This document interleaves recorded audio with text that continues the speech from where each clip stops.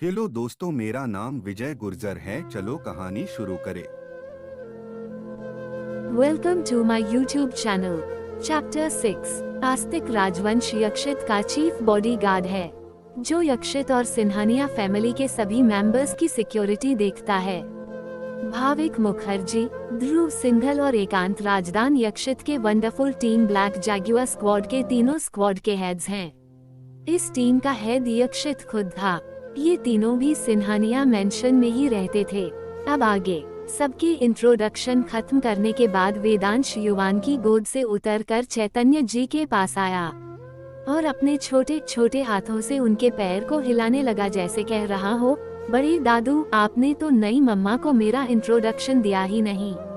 वेदांश की इस क्यूट से जेस्चर पर सबके फेस पर एक स्वीट सी स्माइल आ गई, यहाँ तक कि अनिल जी के फेस पर भी। जनरली वे स्माइल नहीं करते थे। जब से उनकी वाइफ मिसेस मालविका राय सिन्हानिया और बेटी युविका की मौत हुई थी, तब से उन्हें इस दुनिया में कुछ रंग ही नजर नहीं आने लगा। अनिल जी अपनी बेटी से बहुत प्यार करते थे। उसके अचानक चले जाने से अनिल जी टूट से गए। उन्हें अपनी वाइफ और बेटी को खोने का गम बराबर था। बस वेदांश ही वो क्यूट और लकी बच्चा था, जिसकी वजह से कभी कभी ही सही पर अनिल जी मुस्कुराते थे। चैतन्य जी वेदांश को अपने गोद में उठाकर बोले, नहीं मम्मा, आप इनसे मिलिए। ये है आपके और आपके पति के क्यूट बेटे वेदांश राय सिन्हानिया। उद्धरण चिन्ह। वन्या आगे जाकर वेदांश के क्यूट से गालों को आहिस्ते से पींच कर लेती है, जिससे ये गुलाबी से हो जाते हैं। तभी सर्वेंट्स ब्रेकफास्ट की टेबल पर खाना लगा देते हैं। सभी ब्रेकफास्ट करने लगते हैं। रोज यक्षित की गोद में ब्रेकफास्ट करने वाला उसका बेटा आज इत्मीनान से वन्या की गोद में खाना खा रहा था। दोनों को यूं एक साथ खाना खाते देख यक्षित को अवनी का वेदांश के साथ एक इंसिडेंट की याद आई। कुछ इसी तरह वेदांश अवनी के गोद में भी खाना खाना चाहता था, पर जब उसने ऐसा करने की कोशिश की तो उसने उसे अपनी गोद से धक्का दे दिया। तब आसपास वहाँ कोई नहीं था, इसलिए उसे लगा कि किसी को इस बात की खबर नहीं होगी। जब वेदांश का रोना सुनकर युवान उसके पास आया तो देखा कि वह फर्श पर पड़ा रो रहा है और अवनी आराम से ब्रेकफास्ट कर रही है। युवान समझ गया कि यह उस चुड़ैल अवनी का ही काम है। उसने तुरंत वेदांश को गोद में उठा लिया और अवनी को बहुत सुनाया था। उसकी बातें सुनकर अवनी सिन्हानिया मेंशन से तुरंत चली गई। उसे लगा कि यक्षित को इन सब के बारे में पता नहीं चलेगा। जब यक्षित को इसके बारे में पता चला तो उसे खुद पर ही गुस्सा आने लगा कि क्यों उसने पहले ही इस बारे में नहीं सोचा। पता नहीं ये लड़की वेदांश को उसकी एब्सेंस में कितना टॉर्चर कर चुकी होगी। पर अब यक्षित ने खुद से वादा किया कि अब चाहे कुछ भी हो जाए वो खुद वेदांश के हर पल की खबर रखेगा। वो किसके साथ है, किसके साथ नहीं है, सब वह देख पा रहा था कि सामने वन्या की गोद में वह इत्मीनान से खाना खा रहा है और वन्या भी उसे अपने बच्चे की तरह आहिस्ते आहिस्ते खिला रही है। जब सबकी ब्रेकफास्ट हो गई तो दादाजी ने वन्या को बुलाकर कहा, बेटा, आज आपको इस घर में पहली रसोई की रस्म करनी है, तो क्या आप इसके लिए तैयार हैं? उद्धरण चिन्ह। वन्या तो खाना बनाने में माहिर थी। इनफैक्ट कुकिंग उसका हॉबी भी था। उसने हाँ में सिर हिलाते हुए कहा, हाँ दादाजी, मैं तैयार हूँ। उद्धरण चिन्ह। फिर वह किचन की तरफ चली गई। एक मेड उसे किचन का रास्ता दिखाने लगी। किचन में एंटर होते ही उसकी आंखें हैरानी में बड़ी हो गई, क्योंकि किचन बहुत ही खूबसूरती से डिजाइन करवाया गया था। ये किचन वन्या के घर के किचन से 3 गुना बड़ा था। वैसे तो वन्या के घर का किचन भी बहुत छोटा नहीं था, पर इस किचन की बात ही कुछ और थी। किचन में उसकी हेल्प के लिए शेफ्स और बाकी मैड्स पहले से ही मौजूद थीं। वन्या ने उन सबको ग्रीट किया। उसकी इतनी हम्बल बिहेवियर को देखकर सारे शेफ्स और मैड्स चौंक गए। उन्होंने भी अपनी नई मैडम को ग्रीट किया। अपने लिए मैडम शब्द सुनकर वन्या को थोड़ा अजीब भी लग रहा था, क्योंकि उसे इन सब की आदत नहीं थी, पर अब उसे इनकी आदत डालनी थी, क्योंकि वह यक्षित की वाइफ जो थी। उसने सारे शेफ्स को आराम से बैठने के लिए कह दिया और मैड्स को भी बैठ जाने के लिए कह दिया। आप लोग बैठ जाइए, मैं सब मैनेज कर लूंगी। उद्धरण चिन्ह। फिर वह इत्मीनान से कुकिंग करने लगी। बीच बीच में उन सब से बातें भी करने लगी। उसकी बातों से ही लग रहा था कि वह कितनी डाउन टू अर्थ है। उसे इस बात का कोई घमंड नहीं था कि वह सिन्हानिया फैमिली की बड़ी बहू है।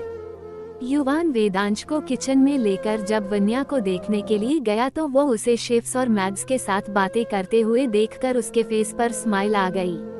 वो मन ही मन बोला, भाभी बिल्कुल मुझ पर ही गई हैं। थैंक गॉड आप आ गई भाभी। अब हम दोनों मिलकर भाई की बैंड बजाएंगे। उद्धरण चिन्ह। वेदांश युवान की तरफ ऐसे देखने लगा जैसे उसे पता हो कि युवान क्या सोच रहा है। उसे अपनी तरफ यूं देखता देख युवान बोल पड़ा, डोंट वरी बेटे, हम आपके डैडी को ज्यादा परेशान नहीं करेंगे, पर थोड़ा परेशान करना तो बनता है न।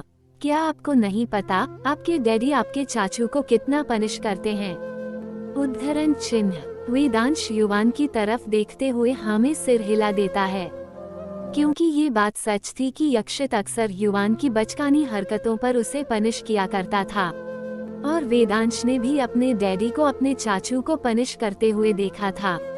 दोनों थोड़ी देर तक वन्या को यूं ही निहारते हैं, फिर वापस अपने सीट में आ जाते हैं, क्योंकि उनका वेट अभी खत्म होने ही वाला था।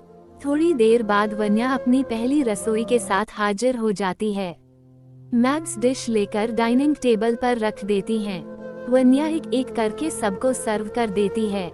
खाने में से बहुत अच्छी खुशबू आ रही थी, जिसे सूंघकर ही अंदाजा लगाया जा सकता था कि खाना कितना टेस्टी बना है।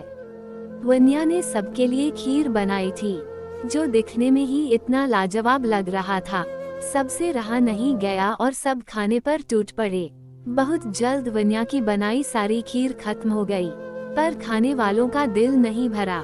यक्षित के पास अभी भी उसकी कटोरी बची हुई थी, क्योंकि वह धीरे धीरे खा रहा था। युवान की नजर उसकी कटोरी पर पड़ गई। फिर क्या था, वह बिना टाइम वेस्ट किए बोला, भाई मैं क्या बोल रहा था, आप ये रहने दो, बेकार में आपका वेट बढ़ जाएगा। ये मैं फिनिश कर देता हूँ। मेरा क्या है, मैं आपकी तरह ज्यादा बिजी नहीं रहता तो आराम से जिम करके अपना वेट कंट्रोल कर सकता हूँ। ये कहकर यक्षित के जवाब का वेट किए बगैर ही वो उसकी कटोरी छीन लेता है। यक्षित तो अपने भाई की इस हरकत पर उसे घूरता ही रह जाता है, पर अब तक तो बहुत देर हो चुकी थी। यक्षित कुछ बोल पाता इससे पहले ही युवान ने उसकी कटोरी खाली कर दी। ये देखकर सबके फेस पर एक हंसी आ गई, सिवाय अनिल जी के। वे अभी भी सीरियस ही थे। वन्या भी दोनों भाइयों की नोक झोंक देखकर हंस पड़ी। सबने वन्या की खीर की बहुत तारीफ की, खासकर युवान तो उसकी खीर का दीवाना ही हो गया। उसे रहा नहीं गया और वन्या के पास आकर उसके हाथों को अपने हाथों में लेकर उस पर किस करते हुए बोला, भाभी ये इतना टेस्टी खीर बनाने के लिए मेरी तरफ से रिवॉर्ड है। आपके हाथों की बनाई खीर वर्ल्ड्स बेस्ट खीर है। भाभी आपको तो किसी 7 स्टार होटल में मास्टर शेफ होना चाहिए। उद्धरण चिन्ह। अपने लिए इतनी तारीफ सुनकर वन्या को बहुत अच्छा लगा।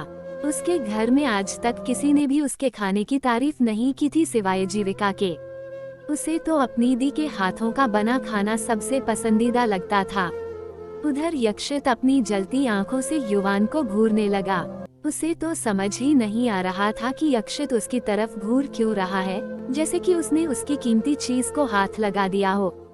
युवान अपने बगल में बैठे विवेक को यक्षित की तरफ इशारे से बोला, विवेक भाई, ये भाई को क्या हो गया? मैंने कुछ गलत कह दिया क्या? युवान ने ये भोलेपन में कह दिया। विवेक हंसते हुए बोला, छोटे तूने गलत कह नहीं बल्कि गलत कर दिया। यक्षित राय सिन्हानिया की वाइफ के हाथों में किस करके ये कहते हुए वह हंसने लगा। युवान छोटा सा मुंह लेकर बोला, पर यक्षित राय सिन्हानिया की वाइफ मेरी भाभी भी तो हैं, और मुझे भी अपनी भाभी पर पूरा हक है। युवान ने ये किसी छोटे बच्चे की तरह कहा, जैसे कि वन्या उसकी भाभी नहीं बल्कि माँ हो। दादाजी ने सबकी तरफ देखकर कहा, बस तारीफ से ही काम नहीं चलेगा। आज शाम को सब ऑफिस से आते वक्त वन्या के लिए याद से तोहफे ले आएंगे, और यक्षित खासकर तुम। पता चल रहा है कि सभी तुम्हारी वाइफ के लिए तोहफे ले आए और सिर्फ तुम ही भूल गए। उद्धरण चिन्ह। दादाजी के इतना कहते ही सभी खिलखिलाकर हंस पड़े। यक्षित का तो मुंह बन गया। वो एक नजर सबको घूर कर देखता है, फिर दादाजी से बोला, डोंट वरी दादा जी, मुझे याद रहेगा। उद्धरण चिन्ह। फिर विवेक और अनय की तरफ देखते हुए बोले, और तुम दोनों भी आईएफएस से सीधे अपने अपने घर के लिए खिसक मत जाना। वन्या ने तुम सबके लिए प्यार से ये खीर बनाया है। उद्धरण चिन्ह। अनय, डोंट वरी दादाजी, आप नहीं भी बोलते तो भी हम भाभी के लिए गिफ्ट जरूर लाते। आखिर इन्होंने हमारे लिए इतना टेस्टी खीर जो बनाया था। फिर वन्या की तरफ देखते हुए, थैंक यू सो मच भाभी फॉर योर टेस्टी खीर। उद्धरण चिन्ह। वन्या मुस्कुराते हुए मोस्ट वेलकम बोलती है। चैतन्य दादाजी वन्या की तरफ देखकर बोले, बेटा क्या खीर थोड़ी और बची है? उद्धरण चिन्ह। दादाजी का इतना कहना था कि युवान उनकी तरफ देखते हुए बोला, क्या दादाजी आप भी 2 कटोरी खीर तो आप अकेले खा गए और अभी भी भाभी से ये पूछ रहे हैं कि खीर बची है या नहीं। ये कहते हुए वह दोबारा अपनी बत्ती सी दिखाने लगा। दादाजी नालायक, ये मैं अपने लिए नहीं तेजस और समर्थ के लिए बोल रहा हूँ। उन्हें भी तो तुम्हारी भाभी के हाथों का खीर खाने का मन होगा ना। उद्धरण चिन्ह। वन्या, डोंट वरी दादाजी, थोड़ी खीर बची हुई है, मैं उसे पैक कर देती हूँ। ये कहते हुए वह अंदर जाकर एक टिफिन बॉक्स में खीर पैक करके ले आई और उसे यक्षित को दे दिया। यक्षित, अनय और विवेक अपने अपने आईएफएस के लिए निकल गए। साथ में भाविक, ध्रुव और एकांत भी आईएफएस के लिए निकल गए। To be continued. तो क्या वन्या यक्षित के दिल को यह समझा पाएगी कि प्यार जैसे शब्द फेक नहीं होते? वह भी एक लविंग और केयरिंग लाइफ पार्टनर डिजर्व करता है जितना कि वेदांश अपने लिए माँ डिजर्व करता है। जानने के लिए पढ़ते रहिए सीओ's फर्स्ट वाइफ और बने रहिए कहानी पर। चैप्टर 7। वन्या, डोंट वरी दादाजी, थोड़ी खीर बची हुई है, मैं उसे पैक कर देती हूँ। ये कहते हुए वह अंदर जाकर एक टिफिन बॉक्स में खीर पैक करके ले आई और उसे यक्षित को दे दिया। यक्षित, अनय और विवेक अपने अपने आईएफएस के लिए निकल गए। साथ में भाविक, ध्रुव और एकांत भी आईएफएस के लिए निकल गए। अब आगे वन्या सीढ़ियों से होते हुए अपने कमरे में आई। वह बालकनी में खड़े होकर ठंडी ठंडी हवाओं को अपने चेहरे पर महसूस करने लगी। अचानक उसे दृष्टि का ख्याल आया। वह समझ रही थी कि दृष्टि को उसकी बहुत फिक्र हो रही होगी। वह उसे बताना भी चाहती थी कि वह इस वक्त कहाँ है, पर उसका फोन तो ऑलरेडी तोड़ा जा चुका था, इसलिए वह उससे कांटेक्ट भी नहीं कर सकती थी। वह मन ही मन बोली, आई होप दृष्टि तुझे जल्द पता चल जाए कि मैं कहाँ हूँ। उद्धरण चिन्ह। ये सोचते हुए वह ड्रेसिंग मिरर के पास गई और चेयर में बैठकर खुद को निहारने लगी।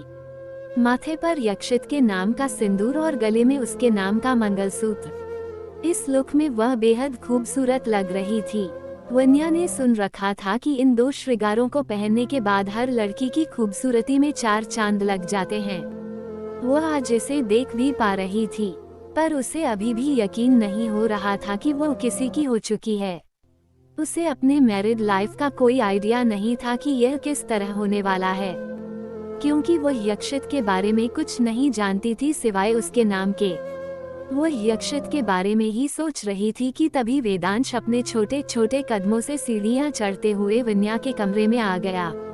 उसने नीचे वन्या को किचन में भी ढूंढा था, पर वह वहां नहीं मिली थी। उसके बालमन ने यह अंदाजा लगाया कि वह इस वक्त अपने कमरे में होगी। वेदांश के नन्हे कदमों की आहट पाकर वन्या का ध्यान दरवाजे की तरफ गया। उसने जैसे ही वेदांश के क्यूट से चेहरे को देखा, वन्या के चेहरे पर एक स्माइल आ गई।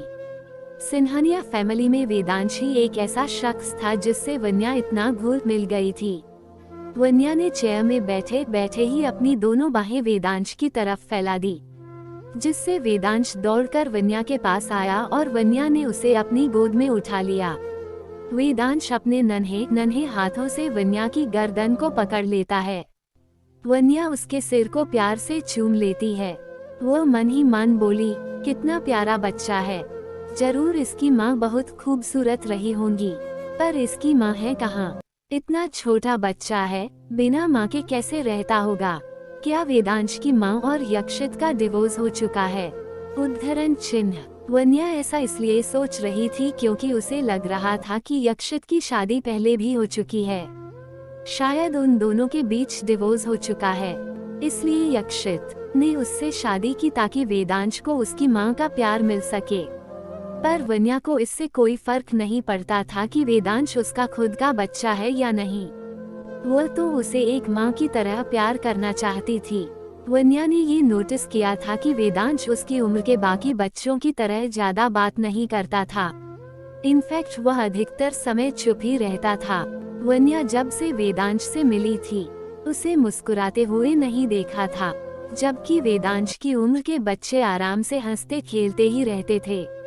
उसने वेदांश को अपनी बाहों में पकड़कर उसके चेहरे को अपनी तरफ किया और उसके माथे को चूम लिया और अपने नाक से उसके छोटे से नाक को रब करते हुए कहा, मेरा प्यारा बच्चा। उद्धरण चिन्ह। वो बच्चों के बोलने लहजे में बोली, मेरे क्यूट बेबी को क्या हो गया है? उसकी स्माइल किसने छीन ली? आप मम्मा को बताओ, वो उसकी खबर लेगी। उद्धरण चिन्ह। वन्या ने इतना कहा ही था कि वेदांश उसके चेहरे की तरफ देखते हुए रोने लगा और रोते रोते धीरे से बोला, माँ। उद्धरण चिन्ह। वन्या उसे इस तरह देखकर अपने सीने से लगाते हुए बोली, अले क्या हुआ मेरे बेबी को? नहीं बेटा, ऐसे रोते नहीं, चुप हो जाओ मेरे बच्चे, क्यूट बेबीज रोते नहीं। ये कहते हुए वेदांश को चुप कराने लगी। युवान जो थोड़ी देर पहले ही वेदांश को ढूंढते हुए वन्या के कमरे की तरफ आया था, उसने वेदांश को वन्या की गोद में देखकर वहीं दीवार पर टेक लगाकर दोनों को मुस्कुराते हुए देख रहा था। किस तरह वन्या उसे अपने बच्चे की तरह ट्रीट कर रही थी। पर वेदांश का रोना सुनकर वह दोनों के करीब आया। वन्या उसे अपने सीने से लगाकर उसके सिर को सहला रही थी और बीच बीच में उसके सिर पर भी किस कर रही थी। थोड़ी देर तक रोने के बाद वेदांश बिल्कुल शांत हो गया। फिर उसकी नजर यक्षित के टी टेबल पर रखी पेन और व्हाइट पेपर्स पर गई। वह उस तरफ देखने लगा तो वन्या ने उसकी तरफ देखते हुए बोली, बेटा, आपको उस पर ड्राइंग करनी है। उद्धरण चिन्ह। वेदांश ने हाँ में सिर हिला दिया तो वन्या उसे अपनी गोद से नीचे उतारकर ड्राइंग करने के लिए जाने देती है, जिससे वेदांश दौड़ते हुए उन पेपर्स के पास चला जाता है। वन्या और युवान उनके बेड पर बैठ गए और वेदांश की तरफ देखने लगे, जो सोफे पर बैठकर इत्मीनान से उन पेपर्स पर पेन चला रहा था। वन्या उसकी तरफ देखते हुए बोली, कितना क्यूट बच्चा है, पर युवान इसकी माँ कहाँ है? क्या इसकी माँ और तुम्हारे भाई का डिवोर्स हो चुका है? उद्धरण चिन्ह। युवान तो हैरान होकर वन्या की तरफ देखने लगा और बोला, भाभी, डिवोर्स और भाई का? उद्धरण चिन्ह। वन्या भी सवालिया नजरों से युवान को देखते हुए बोली, हाँ। उद्धरण चिन्ह। युवान कुछ सोचते हुए बोला, ओ अब समझ आया, मतलब आप समझ रही थी कि वेदांश यक्षित भाई और उनकी वाइफ का बेटा है। पर भाभी, आप यक्षित भाई की जिंदगी में आने वाली पहली और आखिरी लड़की हैं। आप ही उनकी पहली और आखिरी बीवी हैं। हाँ, वेदांश यक्षित भाई का सगा बेटा नहीं है। उद्धरण चिन्ह। वन्या सवालिया नजरों से युवान को देखने लगी। वह जानना चाहती थी कि वेदांश यक्षित का बेटा नहीं है तो फिर किसका बेटा है? पता नहीं, पर वीर को उसके आंसू से फर्क पड़ रहा यक्षित था। भाई के बेस्ट फ्रेंड 7 साकेत भाई सुबह और सृष्टि भाभी का बेटा है। वेदांश जब 2 साल का था तब दोनों की रोड एक्सीडेंट में मौत हो गई। मरते वक्त उन्होंने वेदांश की जिम्मेदारी यक्षित भाई के कंधों पर सौंपी और वे दोनों इस दुनिया को अलविदा कह गए। उद्धरण चिन्ह। युवान की बातें सुनकर वन्या को वेदांश के लिए काफी बुरा लग रहा था। युवान अपनी बातें जारी रखते हुए बोला, वेदांश ने 2 साल की छोटी सी उम्र में ही अपने माँ बाप को खोया है। उसके बाद से वह गुमसुम सा रहने लगा। मुस्कुराना तो जैसे उसने छोड़ ही दिया। जब साकेत भाई और सृष्टि भाभी की लाश यक्षित भाई के सामने आई तो वेदांश ने अपनी मासूम सी आवाज में यक्षित भाई से पूछा, अंकल, मम्मा पापा को क्या हो गया?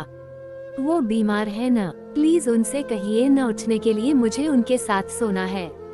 Please uncle. हमेशा सीरियस रहने वाले यक्षित भाई का दिल भी उस मासूम बच्चे की बात सुनकर उनका दिल भी रो पड़ा।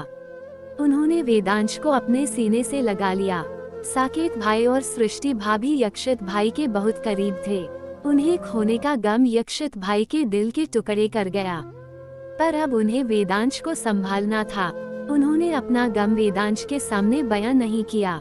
कुछ टाइम बाद उन्होंने वेदांश को गोद ले लिया। आज तक भाई ने उसकी परवरिश में कोई कमी नहीं आने दी। वे वेदांश के माँ और बाप दोनों हैं, पर वेदांश का यूं गुमसुम रहना और उसके चेहरे से एक प्यारी सी मुस्कान का हमेशा हमेशा के लिए जाना यक्षित भाई को अंदर तक काट रहा था।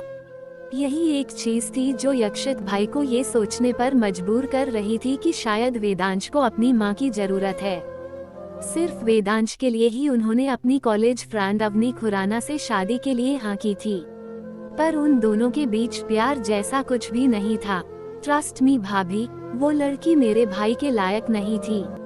पर देर से ही सही, पर भाई को उसके रियल इंटेंशन के बारे में पता चल गया। वह सिर्फ और सिर्फ पैसों के लिए मेरे भाई से शादी करना चाहती थी। पर मैं बहुत खुश हूँ कि भाई की शादी उस चुड़ैल से न होकर आपसे हुई। भाभी, मैंने देखा है कि आप एक ही दिन में वेदांश से इतनी अच्छी बॉन्डिंग बना पाने में कामयाब हुई हैं।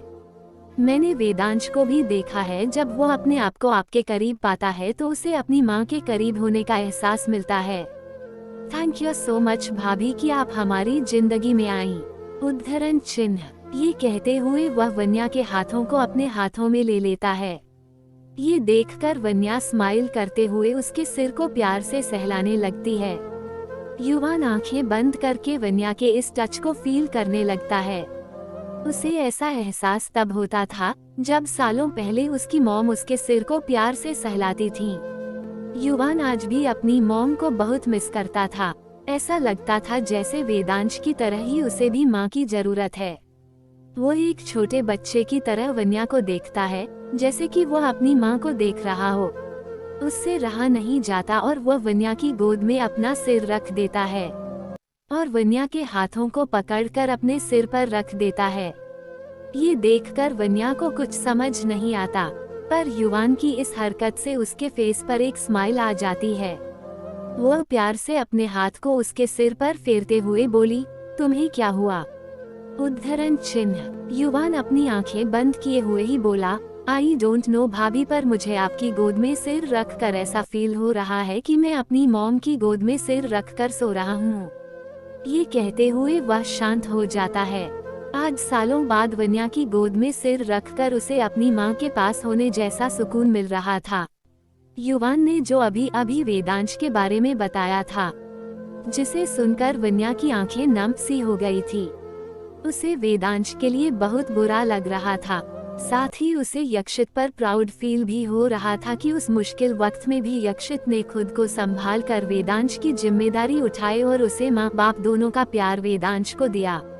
वन्या को ये जानकर भी बहुत अच्छा लगा कि यक्षित ने उसके साथ शादी वेदांश के लिए की है, ताकि उसे एक माँ का प्यार मिल सके।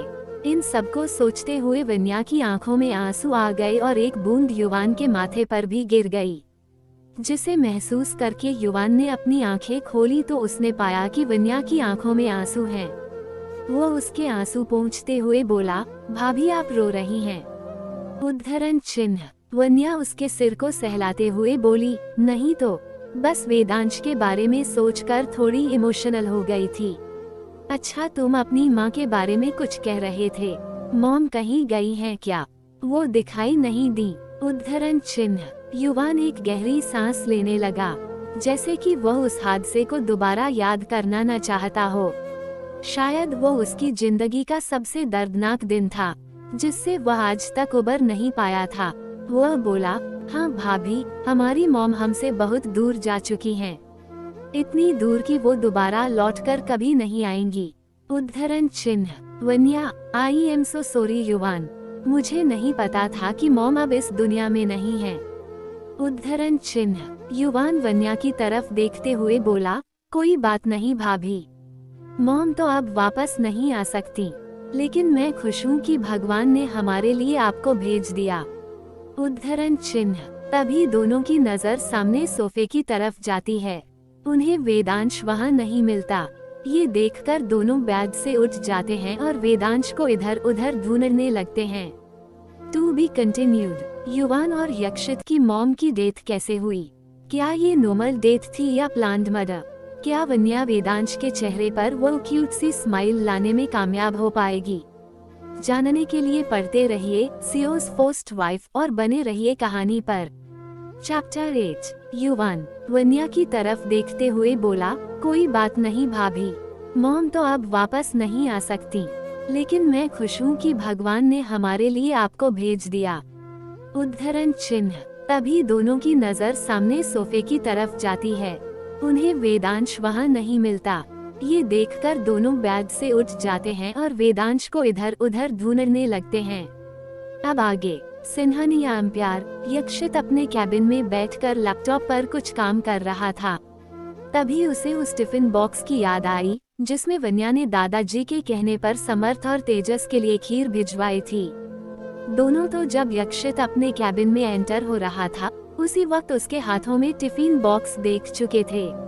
युवान ने उन दोनों को कॉल करके पहले ही बता दिया था कि वन्या ने आज पहली रसोई में खीर बनाई थी जो बहुत ही टेस्टी थी।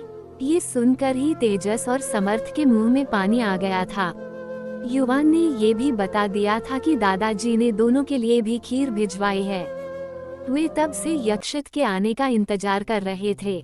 जब उन्होंने यक्षित को अपने कैबिन में एंटर होते देखा तब से वे खीर खाने के लिए बेकरार थे। पर यक्षित को इस बीच एक इम्पोर्टेंट बिजनेस कॉल आ गया था जिसकी वजह से वह खीर के बारे में तो भूल ही गया था। तेजस और समर्थ को समझ नहीं आ रहा था कि वे अपने बॉस से खीर के बारे में कैसे पूछें। वे तरह तरह के पैतरे आजमा चुके थे पर यक्षित को याद ही नहीं आ रहा था कि उसे उन दोनों को खीर देनी है। तभी तेजस के दिमाग की बत्ती जली और उसने समर्थ के कान में फुसफुसाया जिससे दोनों की आंखें चमक उठी। वे दोनों एक फाइल लेकर यक्षित के कैबिन को नोक करने लगे। यक्षित ने रिमोट से डोर ओपन करके कम इन कहा तो दोनों यक्षित के सामने हाजिर हो गए। तेजस यक्षित की तरफ फाइल देते हुए बोला, बॉस आपने मैडम की फाइल मंगवाई थी, इसमें उनकी सारी इंफॉर्मेशन है।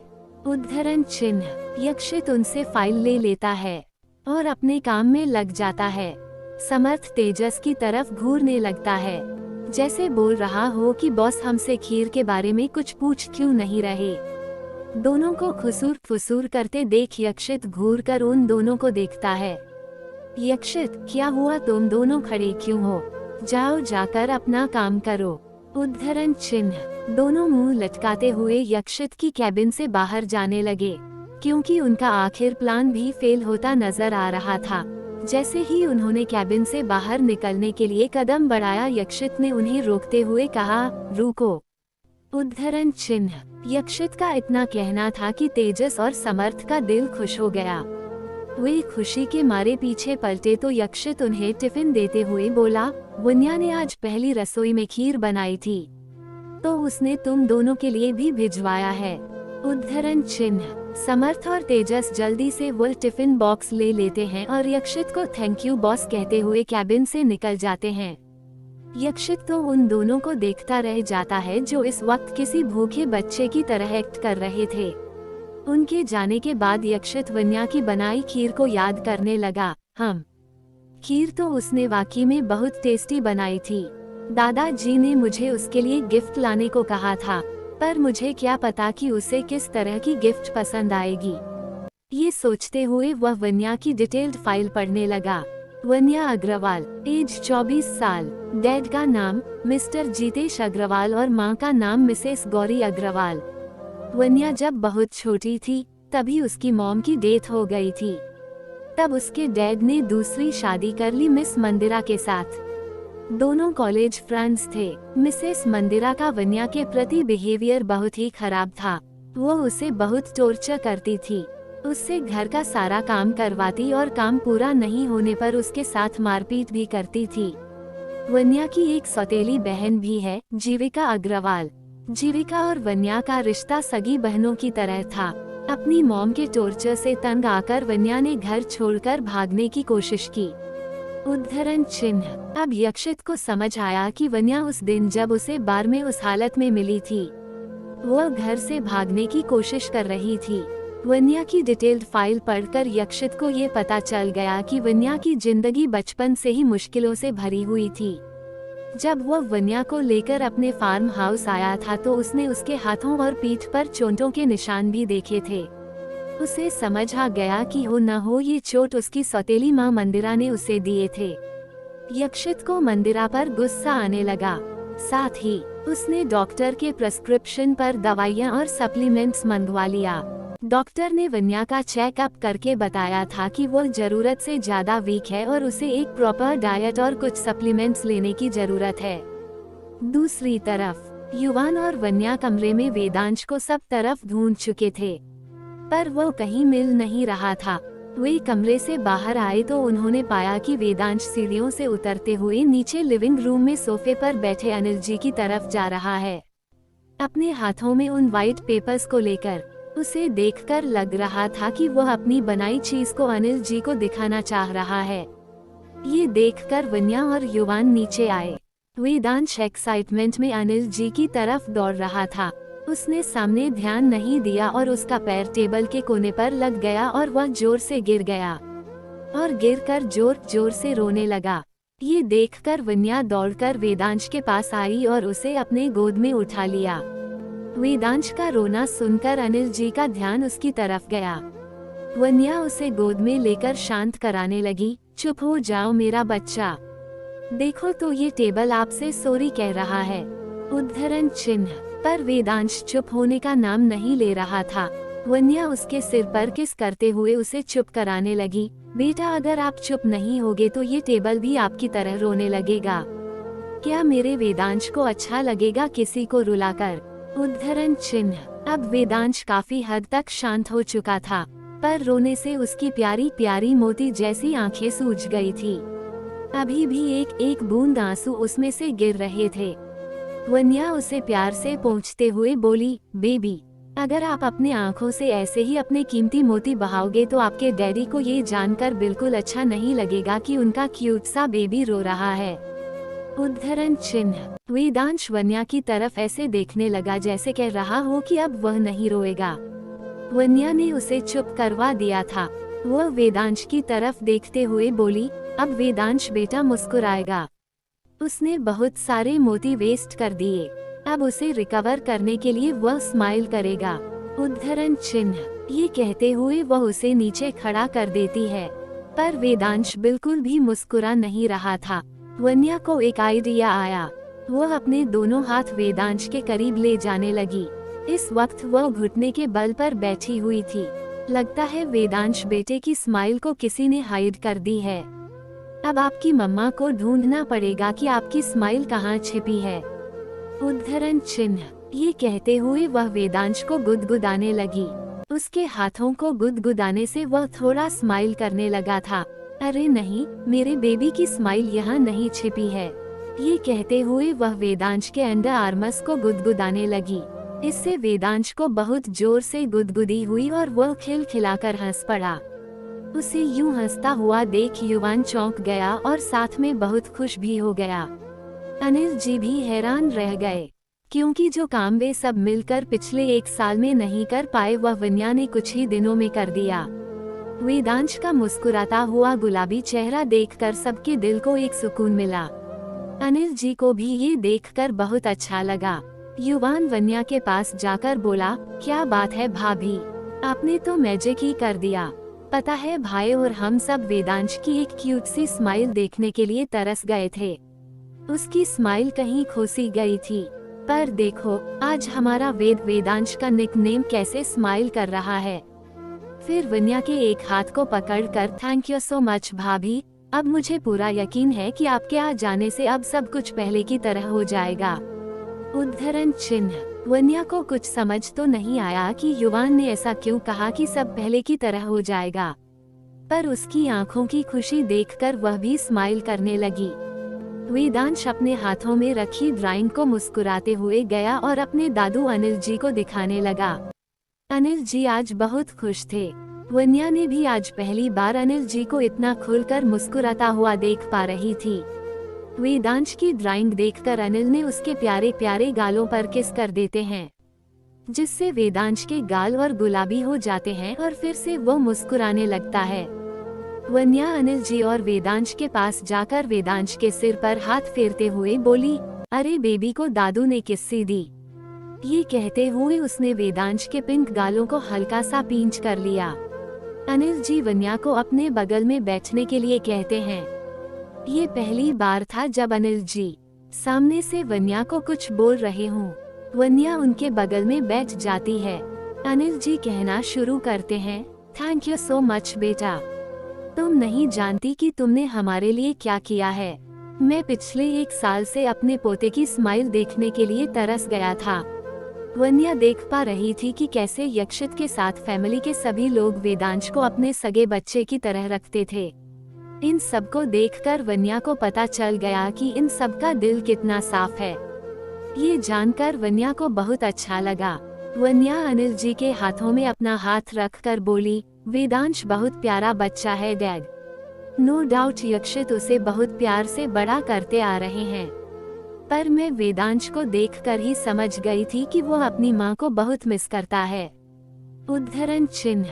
अनिल जी वन्या के सिर पर प्यार से हाथ फेरते हुए बोले, बेटा तुम्हारे रूप में वेदांश को अपनी माँ मिल गई है। तुम्हें पाकर वो बहुत खुश है बेटा।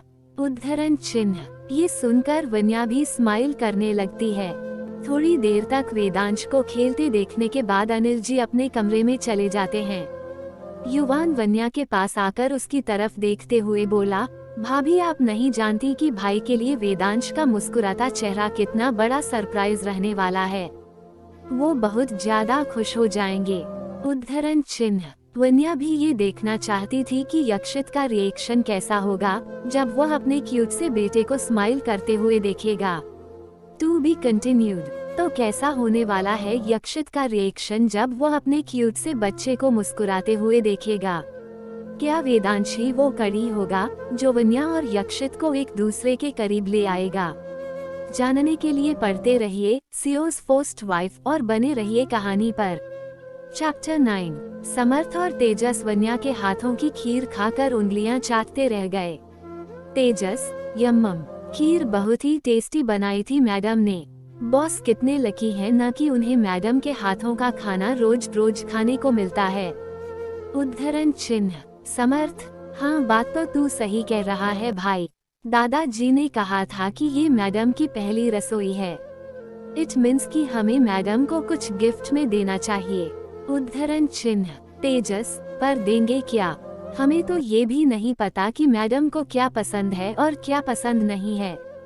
उद्धरण चिन्ह। समर्थ, हम सोचते हैं इसके बारे में कुछ। उद्धरण चिन्ह। वहीं यक्षित भी अपनी कैबिन में बैठकर यही सोच रहा था कि वो वन्या को ऐसा क्या गिफ्ट दे, क्योंकि आज तक उसने किसी भी लड़की को कोई गिफ्ट नहीं दिया था।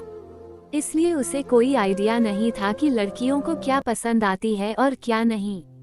यक्षित को कोई आइडिया नहीं था कि वन्या आज उसे वेदांश की क्यूट स्माइल का गिफ्ट देने वाली है। शाम के वक्त सभी लिविंग रूम के सोफे पर बैठे होते हैं और अपनी चाय कॉफी एंजॉय कर रहे होते हैं। सब घर आ गए थे पर यक्षित नहीं आया था। वन्या बेताबी से उसका इंतजार कर रही थी। वो यक्षित के फेस का रिएक्शन देखना चाहती थी जब वह अपने क्यूट बेबी को स्माइल करते हुए देखेगा। वन्या, युवान और वेदांश हॉल में ही थे। युवान अपने मोबाइल पर कुछ देख रहा था, वहीं वेदांश अपने एक टॉय के साथ बैठा खेल रहा था। तभी मेन डोर की डोर बेल बजी। एक मेड ने दरवाजा खोला। बाहर यक्षित ही था। जैसे ही वेदांश ने अपने डैडी को देखा, वो खेलना भूलकर उनकी तरफ मुस्कुराते हुए दौड़ लगा देता है। यक्षित तो हैरान ही रह गया और साथ में बहुत खुश भी। उसने अपना लैपटॉप बैग साइड में रखकर घुटने के बल बैठ जाता है और अपने प्यारे बेबी को गोद में ले लेता है। यक्षित के चेहरे की खुशी छिपाए नहीं छिप रही थी। वन्या ने भी आज पहली बार यक्षित को खुश होते और मुस्कुराते हुए देखा था, वरना वो तो उसे खड़ूस ही लगता था, शायद जिसके सीने में दिल ही न हो। पर वेदांश से मिलने के बाद वन्या समझ चुकी थी कि यक्षित किन किन सिचुएशन से गुजर चुका है। पर अभी भी बहुत कुछ था जिसके बारे में वन्या यक्षित के बारे में नहीं जानती थी। युवान वन्या के पास आकर यक्षित और वेदांश की तरफ इशारा करते हुए धीरे से बोला, देखा भाभी, मैंने कहा था ना। भाई कितने ज्यादा खुश लग रहे हैं, और ये आपकी ही वजह से हुआ है। So thank you so much. उद्धरण चिन्ह। वन्या मुस्कुराते हुए बोली, युवान, वेदांश सिर्फ तुम्हारे भाई का बेटा नहीं, मेरा भी बेटा है। उद्धरण चिन्ह। युवान, that's so sweet of you. भाभी, कभी कभी तो ऐसा लगता है कि आप मेरी भाभी नहीं बल्कि माँ हो। उद्धरण चिन्ह। ये सुन कर वन्या मुस्कुराती है और युवान के गालों पर प्यार से हाथ फेरती है। फिर वहाँ से जाने लगती है, ये देखने के लिए कि दादाजी और बाकियों को कुछ चाहिए तो नहीं। युवान यक्षित और वेदांश के पास जाता है। यक्षित वेदांश के छोटे छोटे गालों पर किस करते हुए बोला, बेटा आपको नहीं पता, लेकिन आपके चेहरे पर ये क्यूट सी स्माइल देखने के लिए आपके डैडी तरस गए थे। ये कहते हुए वह दोबारा उसके गालों को चूम लेता है। युवान दोनों की तरफ मुस्कुराते हुए देखकर बोला, भाई, आप जानना नहीं चाहोगे कि हमारे क्यूट से वेद के चेहरे पर स्माइल वापस लाने वाला शख्स कौन है? उद्धरण चिन्ह। Of course I want to know. मैं उस शख्स को थैंक यू बोलना चाहूंगा जिसने आज मुझे इतनी बड़ी खुशी दी है। उद्धरण चिन्ह। ये सुनकर युवान स्माइल करने लगा और बोला, भाई, भाभी हमारे लिए कितनी लकी हैं। देखो ना, उनके आने से हमारे वेद के चेहरे पर स्माइल आ गई। उद्धरण चिन्ह। युवान की बातें सुनकर यक्षित वन्या के बारे में सोचने लगा। उस दिन उसने सिर्फ अवनी को मुंह तोड़ जवाब देने के लिए वन्या से शादी करने का फैसला लिया था। हाँ, उसे वेदांश के लिए एक माँ भी चाहिए थी, पर यक्षित ने सोचा था कि उसे अवनी के अलावा कोई भी लड़की वेदांश की माँ के लिए एक्सेप्ट होगी। पर उसे ये नहीं पता था कि उसकी जल्दबाजी में ली गई चॉइस इतनी अच्छी साबित होगी। उसे नहीं पता था कि वन्या वेदांश की माँ ही बन जाएगी। कहीं न कहीं आज यक्षित को अपने डिसीजन पर प्राउड फील हो रहा था। आज वन्या की वजह से हमेशा सख्त रहने वाले यक्षित के फेस पर भी एक स्वीट स्माइल थी। यक्षित भी फ्रेश होकर लिविंग रूम में आ गया। युवान भी अपने गोद में वेदांश को लेकर लिविंग रूम में आ गया। वेदांश का मुस्कुराता हुआ चेहरा देख विवेक और अनय के साथ बाकियों के फेस पर भी एक स्माइल आ गई। अनय वेदांश को अपनी गोद में लेकर बोला, क्या बात है, आज हमारा छोटा यक्षित और भी क्यूट लग रहा है। ये कहते हुए वह वेदांश के गाल पर किस कर लेता है। लेट मी गेस, जरूर ये मैजिक हमारी भाभी ने किया है। अनय ने मुस्कुराते हुए कहा। युवान, क्या बात है भाई, आप दिन ब दिन अंतर्यामी होते जा रहे हो। फिर अनय को चने की झाड़ से उतारते हुए वन्या के पास गया और उसके कंधे को प्यार से पकड़ते हुए बोला, मेरी भाभी है ही इतनी स्वीट की वो रोते हुए इंसान के फेस पर भी स्माइल ला सकती हैं। उद्धरण चिन्ह। दादाजी वन्या की तरफ देखते हुए बोले, थैंक यू सो मच बेटा। आज आपकी वजह से सिन्हानिया मेंशन में फिर से एक बच्चे की हंसी गूंज उठी है। उद्धरण चिन्ह। वन्या दादाजी की तरफ देखकर स्माइल कर देती है और बोलती है, दादाजी आज वेदांश को मुस्कुराता हुआ देख मुझे भी बहुत खुशी हो रही है। उद्धरण चिन्ह। युवान, चलो चलो, अब बहुत हो गई ये सेंटी बातें, अब गिफ्ट की बारी है। उद्धरण चिन्ह। ये कहते हुए वह अपना गिफ्ट बॉक्स सामने की तरफ करता है। सबके चेहरे के एक्सप्रेशन देखकर वह बोला, अब ये मत बोलना कि आप सब गिफ्ट लेना ही भूल गए। देख रही हैं भाभी, मतलब यहाँ पर सिर्फ मैं ही हूँ जो आपका इतना ख्याल रखता हूँ। ये कहते हुए वह अपने आप पर प्राउड फील करने लगा। आस्तिक, ओ देवर जी, चने के झाड़ से नीचे उतरो, क्योंकि तुम अकेले नहीं हो जो मैडम के लिए गिफ्ट लाए हो। हम सब भी लाइन में हैं, सो आप अपनी झूठी तारीफ करना बंद कर सकते हैं। उद्धरण चिन्ह। सभी युवान पर हंसने लगे और बारी बारी से सब वन्या को उसकी पहली रसोई का गिफ्ट देने लगे। यक्षित ने भी अपना गिफ्ट दिया, साथ में एक और गिफ्ट बॉक्स देते हुए बोला, ये तेजस और समर्थ की तरफ से। उन्होंने कहा है कि उन्हें तुम्हारे हाथ की बनी खीर बहुत पसंद आई। उद्धरण चिन्ह। वन्या स्माइल करती है और यक्षित की तरफ देखते हुए बोली, उन्हें इस गिफ्ट के लिए थैंक यू कहिएगा। उद्धरण चिन्ह। पूरा टेबल गिफ्ट से भर गया था। वन्या को आज तक पूरी जिंदगी में इतने गिफ्ट नहीं मिले थे। उसके बर्थडे में भी उसे सिर्फ दृष्टि और जीविका से ही गिफ्ट मिलते थे। वो तो गिफ्ट देखकर हैरान ही रह गई। उसे लगा नहीं था कि उसके हाथों की बनी खीर सबको इतनी पसंद आ जाएगी। सबके गिफ्ट बॉक्स पर देने वाले का नाम भी लिखा हुआ था।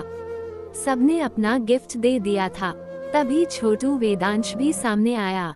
वो भी अपनी मम्मा को गिफ्ट देना चाहता था, क्योंकि उसे भी वन्या के हाथों की बनी खीर बहुत पसंद आई थी। वह वन्या के पास आया, जिससे वन्या अपने घुटने के बल बैठ गई और वेदांश को अपनी बाहों में भर लिया। वेदांश अपनी मम्मा की तरफ देखते हुए अपनी प्यारी आवाज में बोला, मम्मा, ये आपके लिए। ये बोलते हुए वह वन्या की तरफ एक की रिंग देने लगा, जिसमें एक माँ और बेटे का सिंबल बना हुआ था। यक्षित को याद आ गया कि वेदांश ने उसे खरीदवाने के लिए कितनी जिद की थी। यक्षित ने उसे डैड और सन वाला सिंबल खरीद कर दिया था, पर वह मम्मा और सन वाला भी खरीदना चाहता था, इसलिए यक्षित को उसे वो खरीद कर देना पड़ा था। वन्या उसके क्यूट से चेहरे को देखते हुए बोली, baby, this is so cute. मम्मा को ये बहुत पसंद आया। ये कहते हुए वह वेदांश के गालों को चूम लेती है।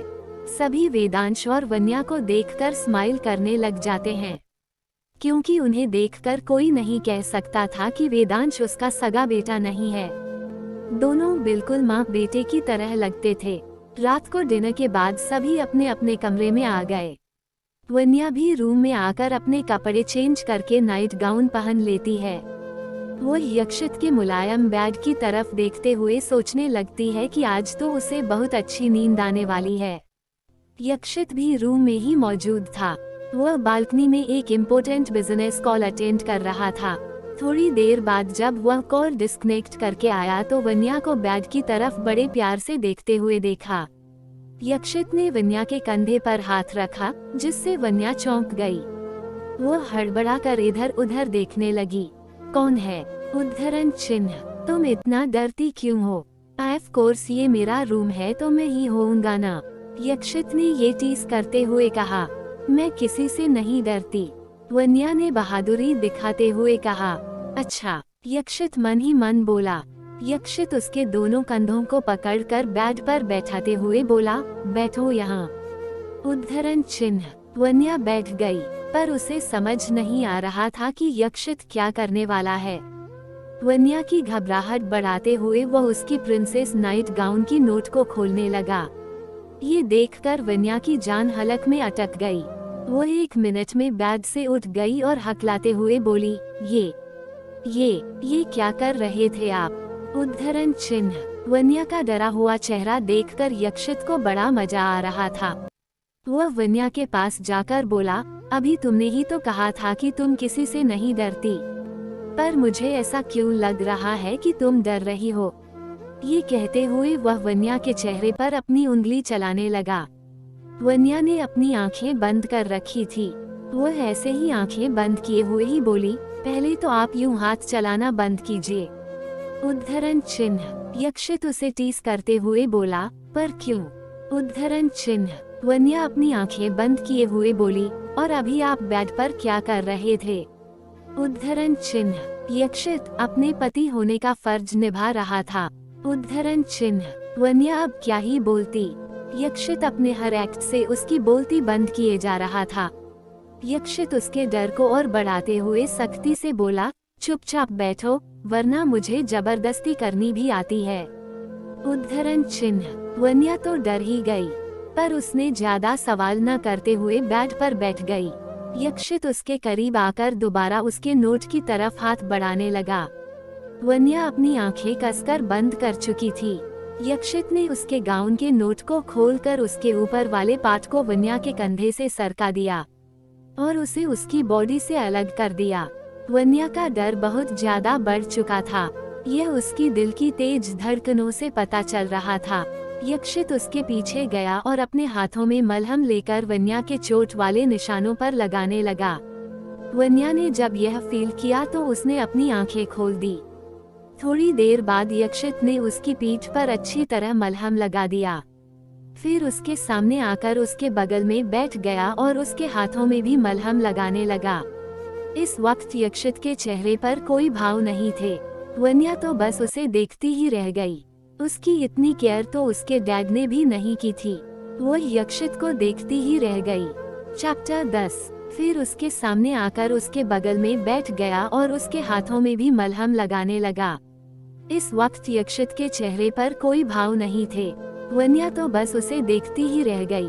उसकी इतनी केयर तो उसके डैड ने भी नहीं की थी। वो यक्षित को देखती ही रह गई। अब आगे। मलहम लगाने के बाद वन्या अपने गाउन के लॉन्ग जैकेट को पहनने लगी, जो कि यक्षित ने मलहम लगाते वक्त उतार दिए थे, क्योंकि नाइट गाउन का अंदर का पार्ट स्लीवलेस था, जिससे वन्या की गोरी बाहें नजर आ रही थी। उसे यक्षित के सामने ऐसे बैठने में बहुत शर्म आ रही थी, इसलिए वह खुद को उस जैकेट के कवर करने लगी। पर यक्षित ने उसका हाथ पकड़कर उसे पहनने से रोकते हुए कहा, इसे पहनने की कोई जरूरत नहीं है। तुम्हारी बॉडी पर लगी ऑइंटमेंट खराब हो जाएगी। उद्धरण चिन्ह। वन्या उसकी बात मानते हुए वह जैकेट साइड में रख देती है। वो यक्षित की तरफ देखकर धीरे से बोली, आप मेरी इतनी केयर क्यों कर रहे हैं? उद्धरण चिन्ह। यक्षित वन्या की तरफ देखते हुए बोला, मैं तुम्हारी केयर कहाँ कर रहा हूँ? मैं तो अपने बच्चे की माँ की केयर कर रहा हूँ। तुम इतनी जल्दी भूल गई, मैंने यह शादी सिर्फ वेदांश के लिए की है। उद्धरण चिन्ह। वन्या को लग रहा था कि यक्षित उसकी कितनी केयर कर रहा है, पर अब उसे समझ आ गया था कि वह तो वेदांश की माँ की केयर कर रहा है। वन्या, मुझे याद है। फिर वन्या की नजर गिफ्ट बॉक्सेस की तरफ जाती है, जिसे यक्षित ने अपने कमरे में मंगवा ली थी। वह वन्या की तरफ देखकर उसे खोलने का इशारा करता है। जब वन्या गिफ्ट बॉक्स खोलने के लिए बढ़ती है तो यक्षित उसे एक बॉक्स तरफ इशारा करते हुए उसे खोलने के लिए कहता है, पर वन्या उसे इग्नोर करते हुए दूसरे बॉक्स को देखने लग जाती है। ये देखकर यक्षित को गुस्सा आ जाता है। वह वन्या की तरफ देखकर ऑर्डरिंग टोन में बोला, मैंने कहा पहले इसे खोलो। उद्धरण चिन्ह। वन्या धीरे से एक नाराजगी के टोन में बोली, अब आप गिफ्ट देखने के लिए भी मुझे ऑर्डर देंगे? ये बोलते वह थोड़ी मायूस हो गई, क्योंकि यक्षित ने उस पर बेवजह ही गुस्सा दिखाया था। वह अपने आप को नॉर्मल करते हुए बोला, लो पहले इसे देखो। उद्धरण चिन्ह। वन्या ने गिफ्ट बॉक्स खोला। ये यक्षित की तरफ से था। उसने देखा कि यह एक खूबसूरत सा प्लेटिनम का पतला सा नेकलेस है, जिसमें डायमंड की एक खूबसूरत सी पेंडेंट लगी हुई थी, जिसे देखकर वन्या के चेहरे पर एक स्माइल आ गई, जिसे देखकर यक्षित को ये पता चल गया कि वन्या को उसकी दी हुई गिफ्ट पसंद आई। यक्षित उसके हाथों से वह चेन लेते हुए बोला, लाओ इसे पहना देता हूँ। उद्धरण चिन्ह। वन्या ने उसे वह चेन दे देती है।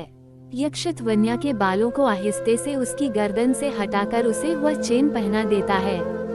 ये वन्या के गले में बहुत खूबसूरत लग रहा था। यक्षित उसकी तरफ देखते हुए बोला, तुमने खीर बहुत ही टेस्टी बनाई थी। तुम्हें तो एक प्रोफेशनल शेफ होना चाहिए। वन्या यक्षित की तरफ देखने लगी। उसे तो यकीन ही नहीं हो रहा था कि यक्षित उसकी तारीफ कर रहा है। फिर वन्या बाकी सबके गिफ्ट देखने लगती है। वो युवान का गिफ्ट बॉक्स खोलती है तो उसमें रेड कलर की एक खूबसूरत गाउन होती है, जो बहुत एक्सपेंसिव लग रही थी। उसे देखकर वन्या की आंखें चमक उठी। वाओ, ये ड्रेस तो बहुत ही खूबसूरत है। ये बोलते वह इस ड्रेस को संभालकर साइड में रख देती है। फिर दादाजी का गिफ्ट देखते ही उन्होंने एक खूबसूरत सा डायमंड का सेट दिया था, जिसे देखकर वन्या की आंखें चमकने लगी और इसके साथ ही वो उस ज्वेलरी बॉक्स को बंद कर देती है। ये देखकर यक्षित उसके पास आकर बोला, क्या हुआ? क्या तुम्हें ये नेकलेस पसंद नहीं आया? उद्धरण चिन्ह। वन्या, पसंद क्या, बहुत ज्यादा पसंद आया। इनफैक्ट इतना खूबसूरत नेकलेस सेट मैंने आज तक नहीं देखा, पर ये बहुत एक्सपेंसिव होगा न, इसलिए मैं इसे दादाजी को वापस करना चाहती हूँ। मुझे महंगे गिफ्ट्स की आदत नहीं है न। उद्धरण चिन्ह। यक्षित देख पा रहा था कि वन्या कितनी डाउन टू अर्थ है। अगर अभी उसके जगह पर कोई दूसरी लड़की होती तो वो इस महंगे नेकलेस को वापस करने के बारे में तो बिल्कुल नहीं सोचती। यक्षित वन्या की तरफ देखते हुए बोला, अब तुम्हें ऐसी गिफ्ट्स की आदत डालनी पड़ेगी, क्योंकि तुम अब यक्षित राय सिन्हानिया की वाइफ हो। उद्धरण चिन्ह। फिर वन्या की तरफ देखते हुए बोला, तुम ये रख लो, दादाजी ने बड़े प्यार से तुम्हें दिया है, गिफ्ट प्राइस देखकर नहीं दी जाती। हम। उद्धरण चिन्ह। वन्या ने ज्यादा बहस न करते हुए हमें सिर हिला दिया। फिर वह अनिल जी की गिफ्ट देखने लगी। उन्होंने वन्या को एक बुक गिफ्ट की थी, जिसमें एक डॉटर और डैड की बॉन्डिंग को एक खूबसूरत कहानी से बताया गया था। ये देखकर वन्या बहुत खुश हो गई। कहीं न कहीं यक्षित को भी ये देखकर खुशी हुई। वो यक्षित की तरफ वह बुक दिखाते हुए बोली, डैड ने मुझे ये ब्यूटीफुल सा बुक गिफ्ट किया है। उद्धरण चिन्ह। यक्षित ने इस पर ज्यादा रिएक्ट न करते हुए वन्या के कंधे को पकड़कर बेड पर बिठा देता है और खुद उसके बगल में बैठ जाता है। वह वन्या के हाथों को अपने हाथ में लेकर बोलना शुरू करता है, listen Vanya, I want to से थैंक यू सो मच। वन्या को बिल्कुल यकीन नहीं हो रहा था कि यक्षित जैसा खड़ूस इंसान उसे थैंक यू बोल रहा है, मेरे बेटे के चेहरे पर उसकी प्यारी स्माइल वापस लाने के लिए। तुम्हें नहीं पता कि आज मुझे उसके फेस पर स्माइल देखकर कितनी ज्यादा खुशी हुई। उद्धरण चिन्ह। यक्षित की बातें सुनकर वन्या के चेहरे पर एक स्माइल आ गई। वह वेदांश को अपने बच्चे की तरह ही ट्रीट करती थी। वेदांश ही वो वजह था जिससे उसे यक्षित के साथ शादी के बंधन में बंधे रहने से कोई प्रॉब्लम नहीं हो रही थी, वरना शादी के वक्त मंडप में ये सोच सोच कर ही उसका दिल बैठा जा रहा था कि अपनी पूरी जिंदगी एक अजनबी के साथ वह कैसे बिताएगी। यक्षित हल्का सा स्माइल करते हुए बोला, रात बहुत हो गई है, अब सो जाओ, बाकी गिफ्ट्स कल देख लेना। वन्या बहुत थक गई थी, इसलिए उसने हाँ में सिर हिला दिया। पर इससे पहले कि वन्या बेड पर जंप कर पाती, यक्षित उसके सपनों पर पानी फेरते हुए पहले जाकर बेड पर लेट गया। वन्या उसे देखती ही रह गई। जब लेटे हुए यक्षित को अपने ऊपर किसी की नजर महसूस हुई तो वह वन्या की तरफ देखते हुए बोला, अब सोओगी भी या रात भर मुझे ऐसे ही देखने का इरादा है? माना कि मैं बहुत हैंडसम हूँ, पर मुझे देखने के लिए तुम्हें यूं रात भर जागने की कोई जरूरत नहीं है। उद्धरण चिन्ह। वन्या यक्षित की तरफ घूरते हुए बोली, आप इतने भी हैंडसम नहीं हो कि मैं आपको यूं आंखें निकाल कर देखूं। वो मैं आपके साथ बेड शेयर करने में कंफर्टेबल नहीं हूँ। उद्धरण चिन्ह। यक्षित, पर क्यों? उद्धरण चिन्ह। वन्या, क्योंकि मैं आपके बारे में ज्यादा नहीं जानती, हम कल ही तो मिले हैं। ये कहते हुए वह अपना सिर झुका लेती है। यक्षित उसे परेशान करते हुए बोला, पर मुझे तुम्हारा मेरे साथ सोने में कोई प्रॉब्लम नहीं है। उद्धरण चिन्ह। वन्या, कितने बेशर्म हैं आप, आपको शर्म नहीं आती? एक लड़की आपके सामने खड़ी है और आप चुपचाप बेड पर सो रहे हैं। उद्धरण चिन्ह। यक्षित उसे परेशान करना जारी रखता है, हाँ तो वो तुम्हारी प्रॉब्लम है, मैंने तुम्हें मना तो नहीं किया है न कि मेरे बेड पर मत सो।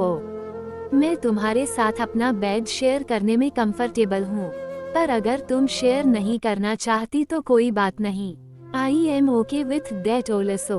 उद्धरण चिन्ह। ये कहते हुए वह चुपचाप आंखें बंद करके सो गया। वन्या तो उसे घूरती ही रह गई। अब उसके पास काउच में सोने के अलावा और कोई ऑप्शन नहीं था। वह चुपचाप आकर काउच में खुद को समेटने की कोशिश करने लगी। थोड़ी देर तक ऐसे ही अपने आप को एडजस्ट करने की कोशिश करती है, फिर उसकी पलकें भारी होने लगी। यक्षित बस सोने की एक्टिंग कर रहा था, वह अभी तक जाग ही रहा था। उसने एक नजर वन्या की तरफ डाला, जो बिना ब्लैंकेट के सोफे पर अपने आप को अपने हाथों से कवर करके सो रही थी। वह ब्लैंकेट लेकर जैसे ही वन्या की तरफ जाने के लिए उठने को हुआ, वन्या को उसने हलचल करते हुए देखा। अचानक से वन्या की नींद खुल गई। रूम की लाइट्स ऑफ होने की वजह से और बाहर तेज हवा चलने की वजह से खिड़की के पर्दे हिलने लगे, जिससे उसकी डरावनी परछाइयां बनने लगी। ये देखकर वन्या डर के मारे आधी ही हो गई। उसे धीरे धीरे और डर लगने लगा, क्योंकि यह परछाई धीरे धीरे और बड़ी हो रही थी। उसे अब और बर्दाश्त नहीं हुआ। वह काउच से उठ खड़ी हुई और बेड की तरफ जाने लगी। यक्षित तो कब से जाग ही रहा था। उसने लाइट्स ऑन कर दी और सामने वन्या को देखा। उससे पूछने लगा, क्या हुआ? उद्धरण चिन्ह। वन्या हकलाते हुए बोली, वो मुझे वो बैग। यक्षित उसकी तरफ देखते हुए बोला, पर तुम तो कह रही थी कि मेरे साथ बेड शेयर करने में कंफर्टेबल नहीं हो। उद्धरण चिन्ह। वन्या, वो तो मैं अभी भी नहीं हूँ, पर मुझे डर भी लग रहा है न। तो उद्धरण चिन्ह। यक्षित ने फिर कुछ नहीं कहा और चुपचाप बेड पर लेट गया। वन्या भी उसके दूसरे तरफ लेट गई। यक्षित ने रूम की लाइट्स ऑफ कर दी। वन्या को फिर डर सताने लगा, इसलिए वह धीरे धीरे यक्षित के करीब जाने लगी और अपनी आंखें बंद कर लिया। यक्षित जब करवटें लेता है तो वन्या को अपने करीब पाता है। इस वक्त डर की वजह से उसकी धड़कनें बहुत तेज चल रही थी। यक्षित यह नोटिस कर पा रहा था। उसने अपना एक हाथ वन्या की तरफ बढ़ाकर उसके सिर को सहलाने लगा, जिससे वन्या थोड़ी रिलैक्स हो गई। दूसरी तरफ खुराना मैंशन। अवनी अपने बेडरूम के सोफे पर बैठी हुई थी। उसकी आंखें इस वक्त गुस्से से लाल थी। उसकी असिस्टेंट शीना एक फाइल लेकर उसकी इंफॉर्मेशन पढ़कर अवनी को बता रही थी। मैम, उस लड़की का नाम वन्या अग्रवाल है। उद्धरण चिन्ह। अपनी आंखों में एक अलग सा गुस्सा लेकर अवनी बोली, वन्या अग्रवाल, तुमने अवनी खुराना और यक्षित राय सिन्हानिया के बीच आकर ठीक नहीं किया। अगर वो लड़की बीच में नहीं आई होती तो मैं भी देखती कि यक्षित मुझसे अलावा और किससे शादी करता, पर उस वन्या ने मेरा बना बनाया खेल ही बिगाड़ दिया। पर मैं इतनी आसानी से तो सिन्हानिया फैमिली की बहू बनने का ख्वाब नहीं छोड़ सकती। यक्षित चाहे या न चाहे, पर मैं सिन्हानिया फैमिली की बहू बनकर ही दम लूंगी। उद्धरण चिन्ह। फिर वह सामने की तरफ देखते हुए बोली, अगर मैं सामने से वन्या को यक्षित से दूर करने की कोशिश करूंगी तो यह मेरे लिए बहुत मुश्किल टास्क होगा और मेरी इस गलती से दोनों दूर होने के बजाय और पास आ जाएंगे।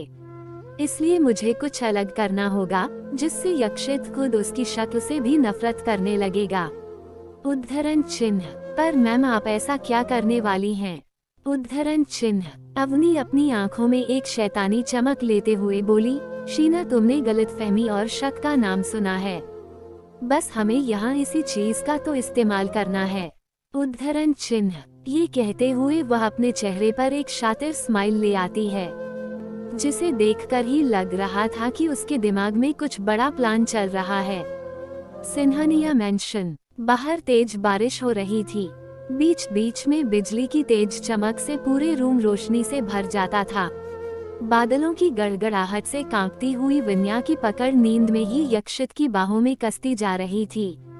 यक्षित भी उसे अपने सीने में छिपा कर सो रहा था, जिस तरह वह वेदांश को सुलाता था जब उसे किसी चीज से डर लगता था तब।